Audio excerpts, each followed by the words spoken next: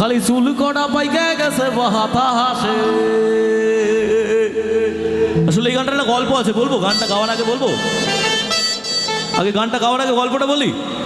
এই গানটা তৈরি হয়েছে আমার পাড়ার মোড়ের থেকে। আমার পাড়ার মোড়ে একটা ফুচকার দোকান আছে, তো প্রতি পাড়াতেই থাকে, আর প্রতি পাড়াতেই সুন্দরী মেয়ে থাকে। তো আমার পাড়াতেও আছে একইভাবে। তো পাড়ার দুই সুন্দরী মেয়ে, তাদেরকে কেন্দ্র করে এই গল্প।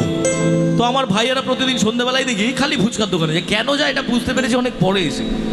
হঠাৎ একদিন দেখি 4-5 জন মিলে গন্ডগোল করছে। এ বলছে ওকে আমার লাগবে, এক বলছে ওকে আমার তার লাগবে। তা আমার একদিন কৌতূহল হয়েছে, মনে তো প্রচুর পুড়কি, ওই পুড়কি নিয়ে গেছি ফুচকার দোকানে কারা দুজন সুন্দরী দেখতে। গিয়ে দেখি পাড়ার এক কাকিমা আর তার মেয়ে দুজনে ফুচকা খেতে এসে। আমিও তো চাপ নিইনি, আমি ভেবেছিলাম এরা হবে না, অন্য কেউ হবে। যাওয়ার পরে কাকিমা বলছে, কেশব তোমার ভাইদের একটু সাবধান করো, বড় বেড়েছে। তো বড় বেড়েছেটা বলার পরেই বুঝতে পেরেছি যে ওই কাকিমা